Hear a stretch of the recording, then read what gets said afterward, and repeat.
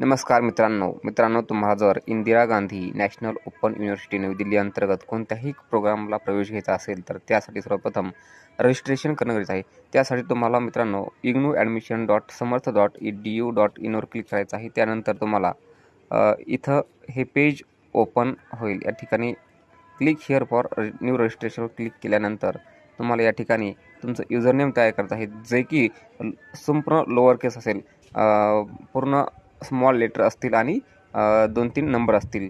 For example number 1 2 3 अशा पद्धतीचं तुमचं युजरनेम पाहिजे। तुमचं नाव त्या ठिकाणी येणं गरजेचं आहे। यानंतर तुमचं पूर्ण नाव असेल, तुमचा ईमेल ॲड्रेस असेल, ईमेल ॲड्रेस कन्फर्म। त्यानंतर तुम्हाला पासवर्ड तयार करायचा आहे, रिएंटर करायचा आहे, तुमचा मोबाईल नंबर टाकायचा आहे आणि अशा पद्धतीने तुम्हाला या ठिकाणी रजिस्टर करायचं आहे। मित्रांनो, व्हिडिओ आवडला असल्यास चॅनलला सबस्क्राईब